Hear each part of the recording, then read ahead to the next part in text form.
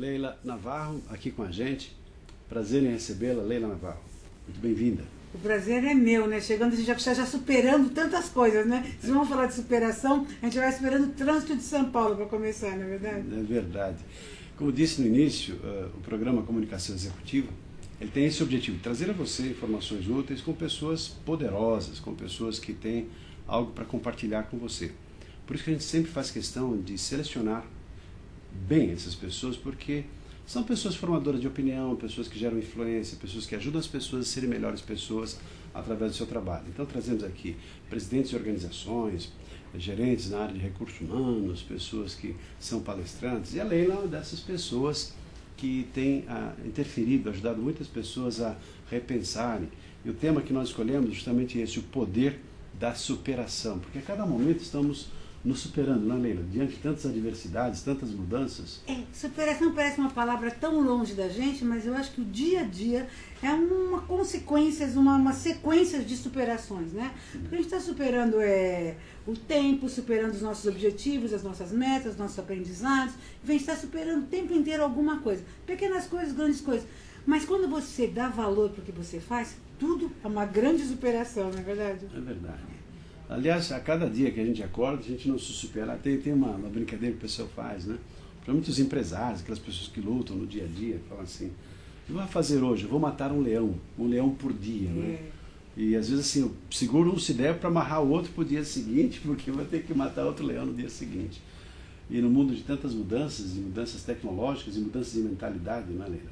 Bom, falando um pouquinho sobre a Leila, só para você que duvido que você não a conheça, mas para quem não teve o prazer e a oportunidade de conhecê-la ainda, ela é graduada em fisioterapia pela Universidade de São Paulo, especializou-se em medicina comportamental pela Escola Paulista de Medicina, habilitada na metodologia CPS, que é Creative Problem Solving, pelos Estados Unidos.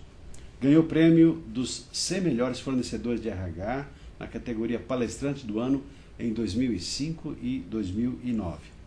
É presidente do Instituto de Pesquisa e Desenvolvimento do Capital Humano, IPDESC, assim mesmo que pronuncia, isso. E conselheira da Business Professional Woman, BPW, aqui em São Paulo.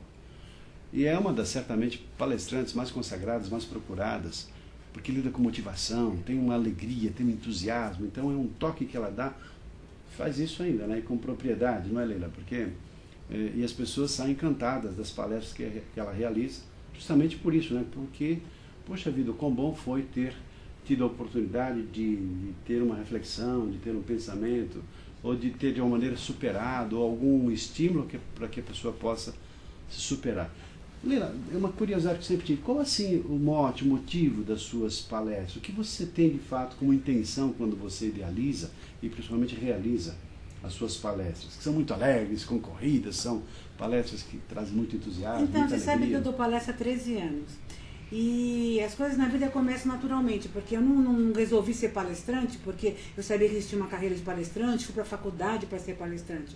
Ser palestrante aconteceu na minha vida quando eu descobri que eu tinha esse talento, quando eu descobri que tinha um mercado, quando eu descobri que as coisas se encaixavam, aí daí você começa a fazer as escolhas na sua vida.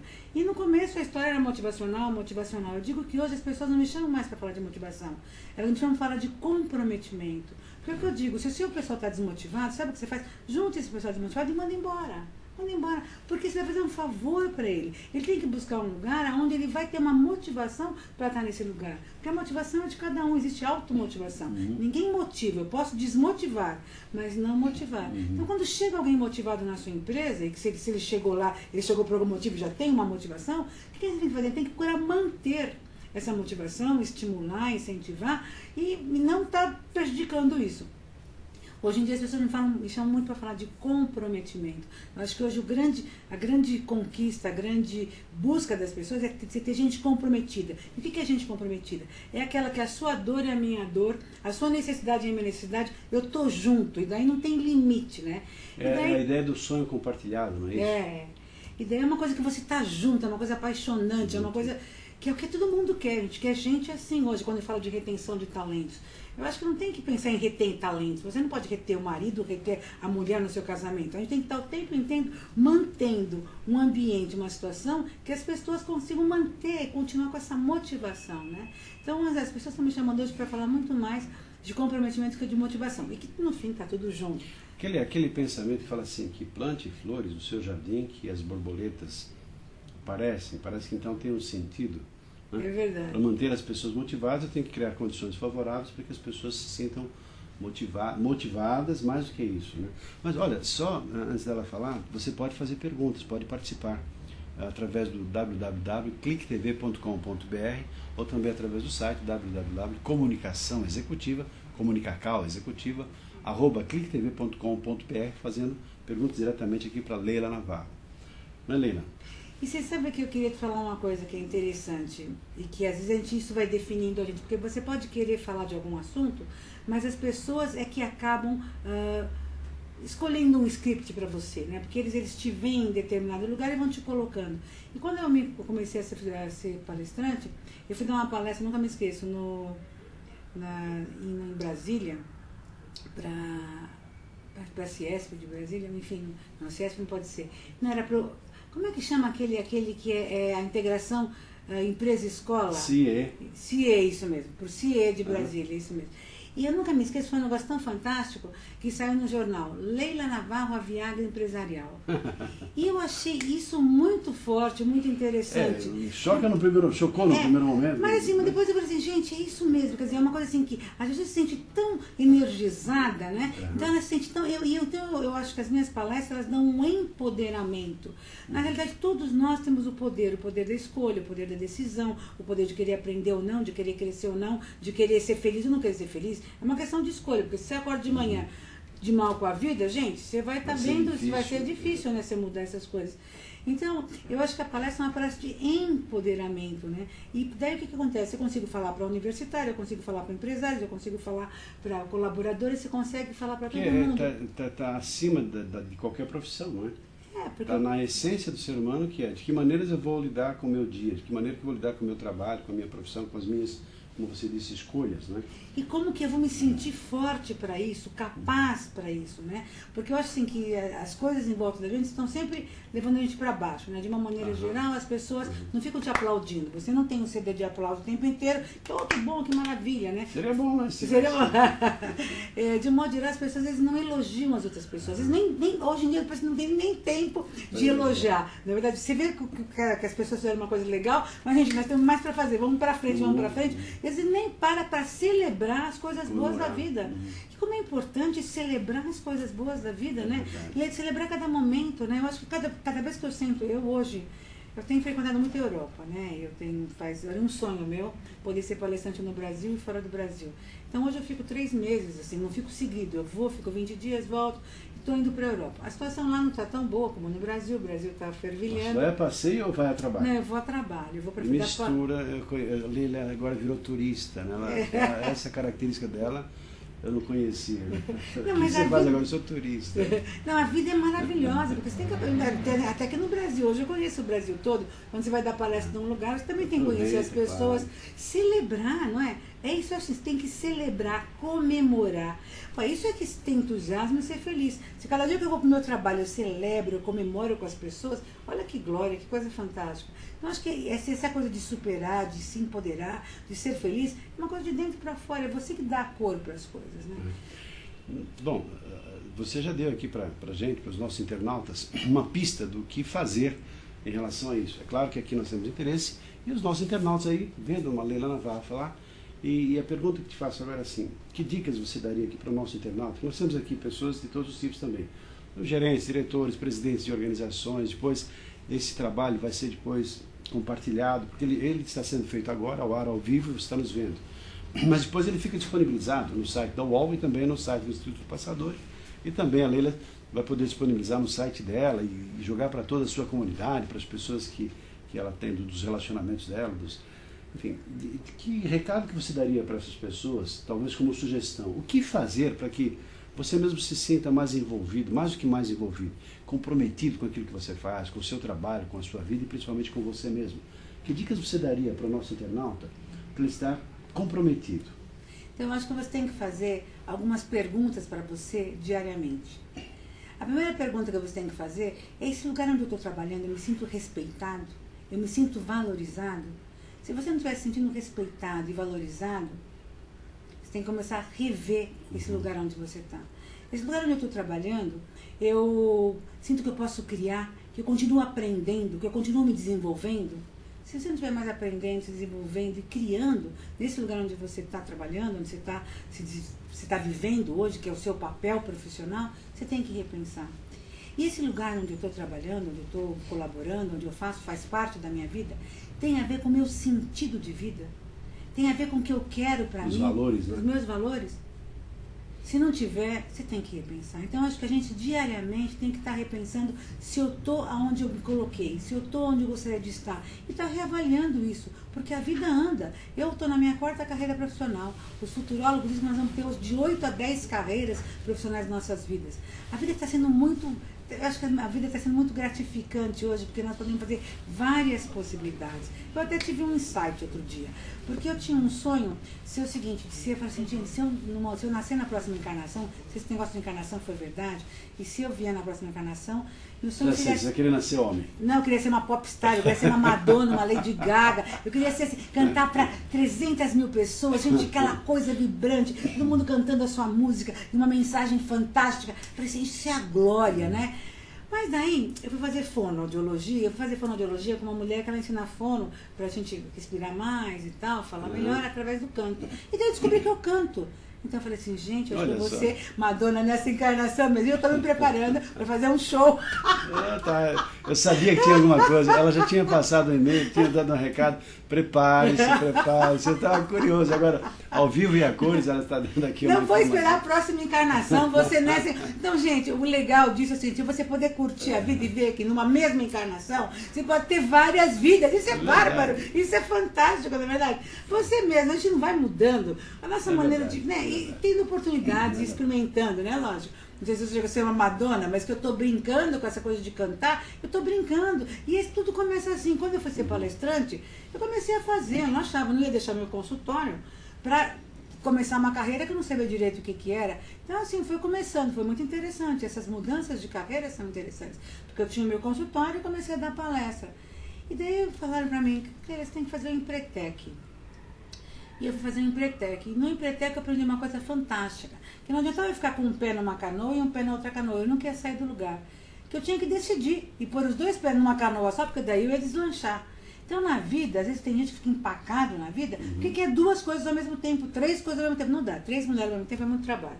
Você não querer ter 3 mulheres, nem 3 homens ao mesmo tempo. Eu acho que uma já é complicada, imagina. A mesma coisa é com a carreira. Sabe? Então, assim, foco, energia, quando você coloca, daí deixa fluir, né? Que nem a Coca-Cola. Primeiro você seja uma grande marca Coca-Cola, depois você pode até começar a diversificar. Mas primeiro faça a sua marca, né? E também assim, aliás, só para reforçar, o Empretec é um trabalho de empreendedorismo feito pelo Sebrae. Também tive a oportunidade de fazer, e aí fica uma recomendação também, porque para os pequenos empreendedores, para quem sonha em ser um empreendedor, é uma boa alternativa para você abrir assim uma perspectiva, uma visão para você de fato ter noções interessantes do que é um negócio, como é que você pode se desenvolver e ter sucesso numa carreira solo, montando seu próprio negócio. E você falava de você estar conectada com aquilo que te faz bem e você se realizar a partir de eventualmente mudanças.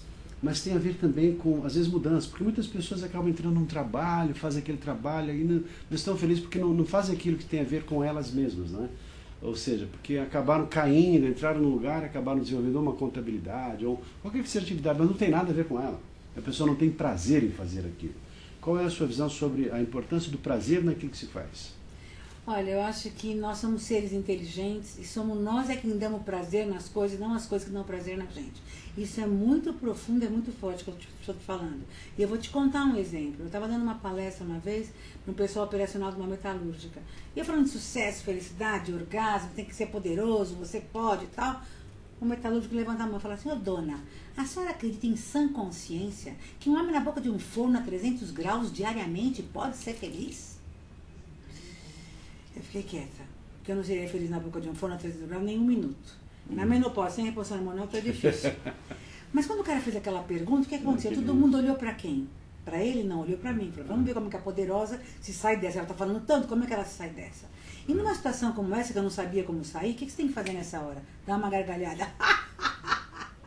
vai dar um tempo de lembrar alguma coisa para falar. Porque eu não sabia o que falar. Estratégia de palestrante, né? Tá dando as dicas todas. Não sabia o que falar. Daí eu ri para ver se me vinha alguma ideia, não veio ideia nenhuma. Depois eu falei, eu tenho uma segunda chance. A segunda chance é você se conectar com Deus, porque Deus é Pai e não vai me abandonar nessa hora. E assim fiz, respirei fundo, me conectei em nada, passadora. E daí o cara levantou. Ele falou assim, pois eu sou feliz, dona. Eu falei, graças a Deus. Ele falou, eu sou feliz, porque quando eu chego em casa, aquele guri pula no meu pescoço, eu abraço meu filho e falo, filho, macho que nem seu pai tem muito poucos. Aguentar com seu pai aguenta são muito poucos. Aquele meu homem me ensinou uma palavrinha mágica, que é o sinônimo de resultado, que é o sinônimo de garra, de gana, de felicidade, de prazer, que é relevância. Se o que você faz não tem relevância interna, e ninguém te dá, a relevância é sua. Significado. Né? É sua. E o que acontece? Para ele, era a maneira que ele tinha de sustentar a família dele. Se era sacrificado, se é duro ficar no ventre de um forno a 300 e poucos graus, poucas pessoas podem ter condição para fazer isso. Ele tinha, e era a maneira que ele se sentia orgulhoso para poder estar mantendo a família dele, criando os filhos dele. Então ele se sentia um herói. Porque será que os heróis fazem coisas que são fáceis de fazer? Que eles gostariam de estar fazendo, se arriscando a vida o tempo inteiro, podendo até morrer? Não, mas eles têm algum sentido, tem aquilo para eles. Eles estão pensando mais no outro do que nele. Então, às vezes, o prazer não está em você fazer alguma coisa que te dê gozo, mas alguma coisa que você possa dar gozo e prazer ao outro.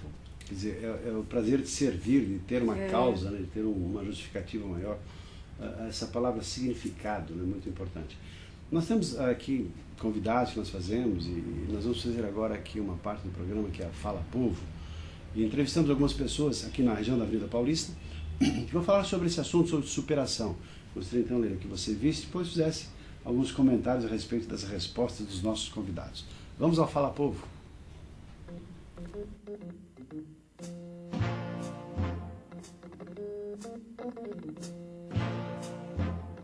Bom dia, eu sou Márcio Ribeiro, repórter do programa Comunicação Executiva e viemos hoje à Avenida Paulista ouvir a opinião das pessoas sobre o tema O Poder da Superação. Bom dia, Aldomar. Bom dia. Você acha possível lidar com crises profissionais de uma maneira positiva? Sim, acho que é possível. A crise até é um fator que, se souber bem, se for bem administrado, ele pode ser utilizado como um fator motivacional, né, para você superar e em busca de novas possibilidades, inclusive. Você sair daquele caminho que você está trilhando e ver que existem outras possibilidades para você se realizar profissionalmente, né? E você acredita que uma empresa pode auxiliar como um colaborador a superar seus limites? Como que a empresa pode ajudar? Bom, acho que a primeira coisa, a empresa precisa colocar o profissional exercendo aquela atividade em que ele se sente mais confortável e que ele é mais produtivo. Isso às vezes é complicado porque você tem necessidades que a empresa precisa atender, mas na medida do possível, se ela for direcionando esse profissional para uma área mais próxima daquilo que ele se sente confortável, que ele tem um melhor desempenho, e inclusive fazendo também trabalhos no sentido de mostrar para essas pessoas que existem outras áreas em que ele pode ser produtivo, não simplesmente descartando o funcionário no primeiro momento em que você tem crise. Então eu acho que isso é interessante, isso faz com que a pessoa se sinta parte do processo. Tá? Então é trazer esse profissional para dentro da realidade que a empresa precisa e fazer com que ele encontre novos caminhos, novos horizontes. Bom dia, Davis. Bom dia. Você acha possível lidar com crises profissionais e disso tirar uma lição positiva? Totalmente. Acho que as crises é que faz as pessoas crescerem, né? E dentro da vida profissional, sobretudo, a pessoa passando pelo período de crise pode enxergar várias oportunidades que estão ao seu redor e às vezes, nesse momento de crise, é realmente a gente repensar o nosso papel enquanto profissional, onde estamos acertando, onde estamos errando, né? E você acha que uma empresa pode ajudar como um colaborador a superar seus limites e crescer dentro da empresa? Acho que, em primeiro lugar, o profissional ele tem que ser proativo, né? Muita gente fica esperando que o milagre caia do céu. Você tem que ir lá. Acho que a empresa pode ajudar de diversas formas, né? Mas isso depende muito do colaborador. Ela pode ajudar através de treinamento, se levando um profissional nos cursos, entendeu? Mas assim, hoje a competição é muito grande, né, dentro das empresas. Então o profissional ele tem que estar atento às oportunidades e se auto-aperfeiçoar, investir em si mesmo. Acho que é uma grande oportunidade das pessoas, nesse momento de crise, entender realmente como é o papel, porque muita gente hoje trabalha nas empresas, não na profissão correta. Você tem que saber, você tem que gostar daquilo que faz. Então, infelizmente, hoje, pela necessidade financeira, as pessoas não trabalham. Então, se você for fazer uma análise, eu acredito que quase 90% das pessoas estão num trabalho sem ser aquele realmente o que é. Então, mas isso prejudica muito o desempenho profissional, porque você faz uma coisa que você não gosta. Né? Eu acho que a empresa tem como ajudar, assim, orientando a carreira profissional, identificando o potencial daquele funcionário. Talvez ele possa até mudar de área e não seja bom executando aquela atividade, mas outras áreas ele pode executar melhor. Então, acho que a empresa tem que analisar o perfil daquele candidato, daquela empresa, se interessa para ele e traçar um plano de carreira para esse funcionário.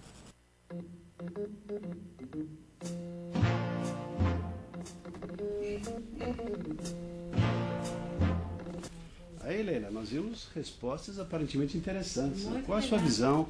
O que você acrescentaria? O que você mudaria a partir das respostas que você ouviu dos nossos convidados?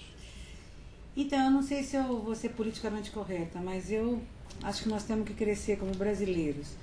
Eu acho que nós hoje somos quase a quinta potência mundial, mas nós somos o 84º país no IDH, no Índice de Desenvolvimento Humano.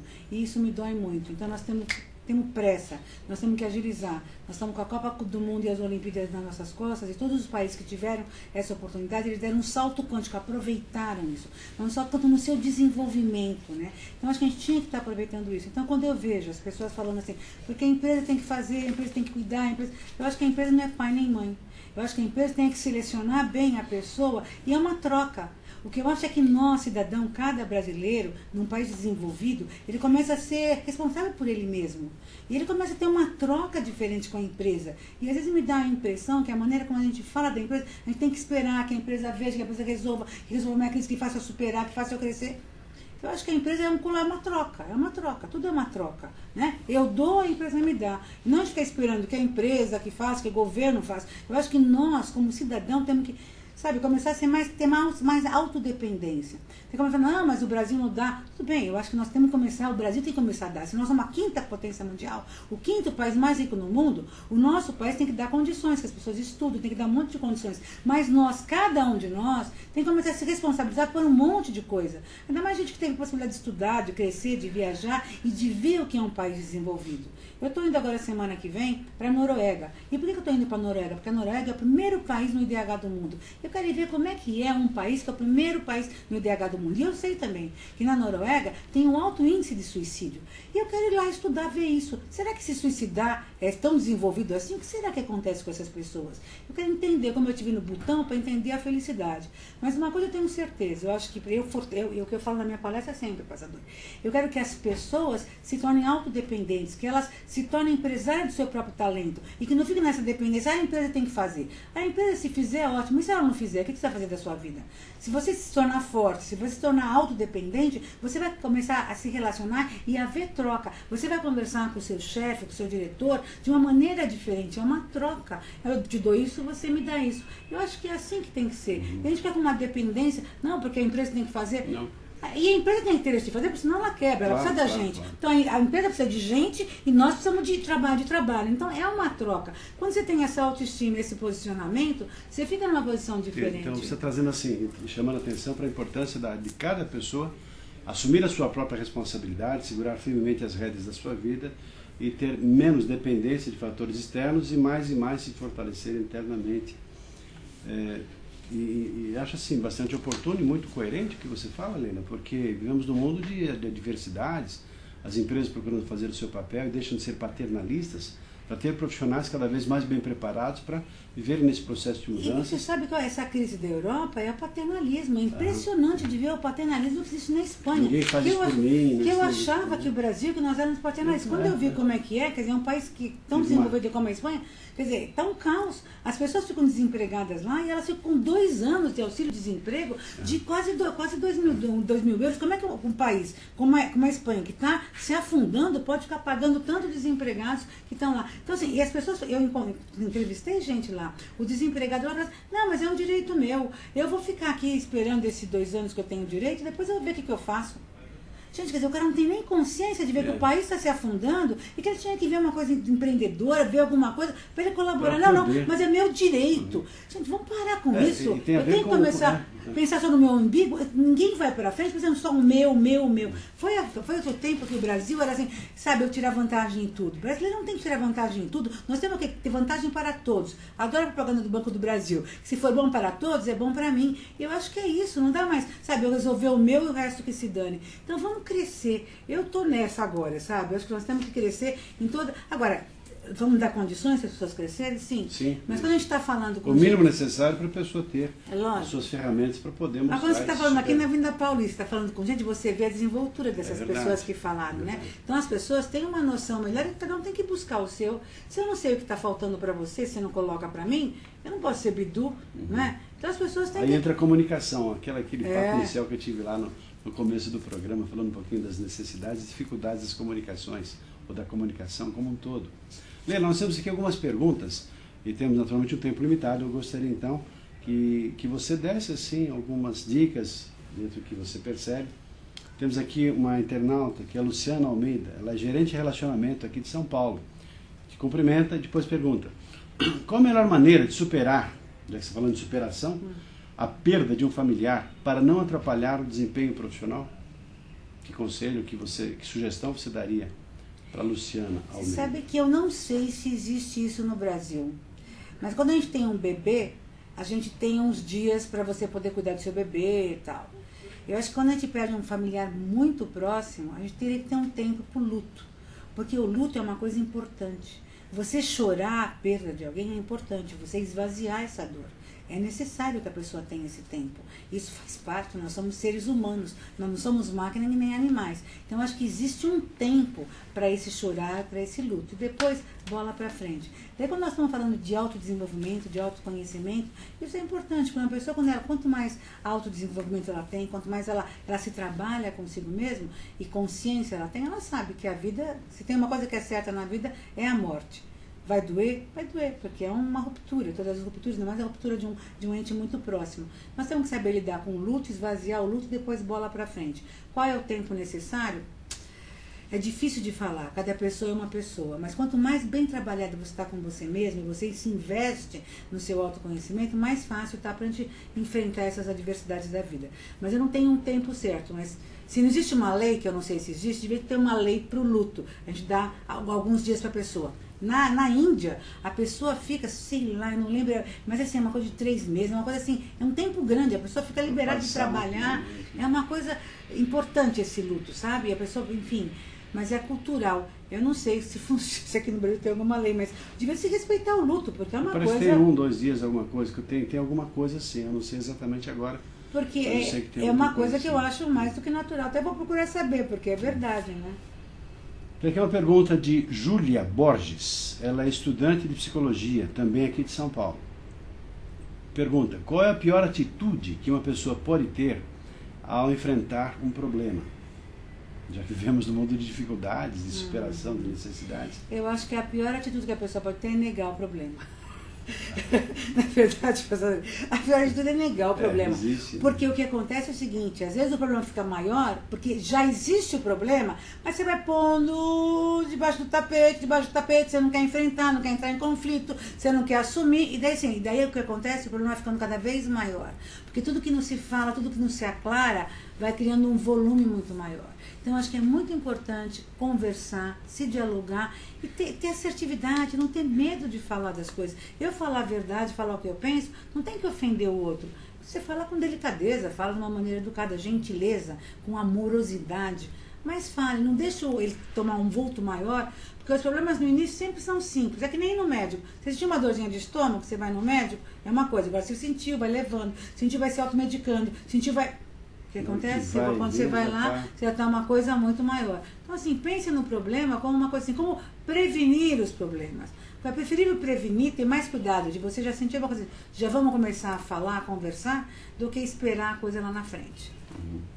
Leila, nós naturalmente temos aqui o nosso limite, nós temos que superar esse limite, essa barreira do tempo, porque eu gostaria de falar com você aqui horas seguidas, porque você é uma pessoa que tem muito conteúdo.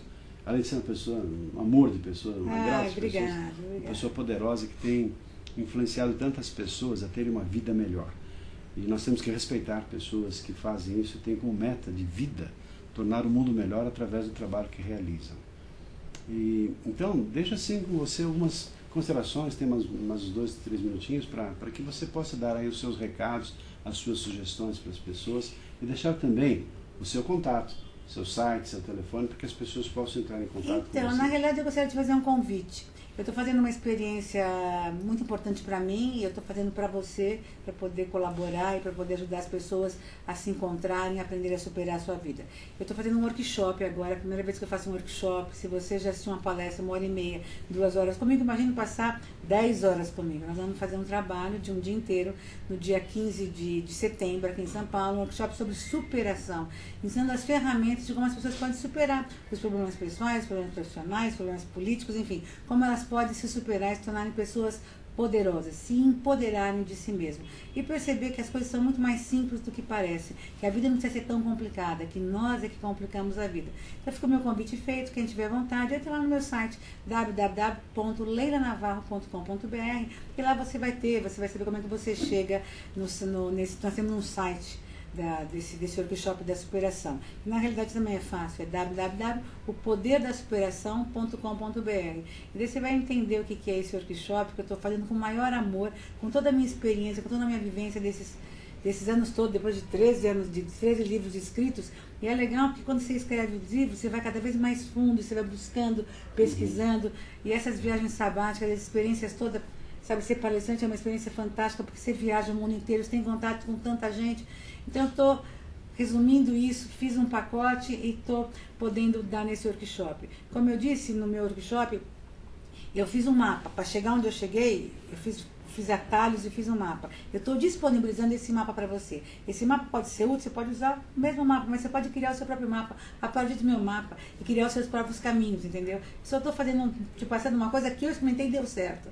E você pode experimentar, dar certo, ou você pode até criar em cima dele, porque esse é que é o legal da vida, né? É verdade. Sempre aprendendo, não é verdade? Bom, e nós do Instituto Passadori ficamos aqui felizes, gratos com a sua participação em nosso programa Comunicação Executiva. Esse programa também ficará disponibilizado em nosso site, que é o www.passadori.com.br. E mais uma vez te agradecendo, Leila, pela sua presença, pela sua participação, pela alegria que naturalmente você trouxe aos nossos internautas e principalmente pelos toques, enfim, os estímulos para que as pessoas possam, por que não, pensar ou repensar um pouquinho a sua existência para serem pessoas melhores, profissionais mais realizados e, por que não, pessoas mais felizes.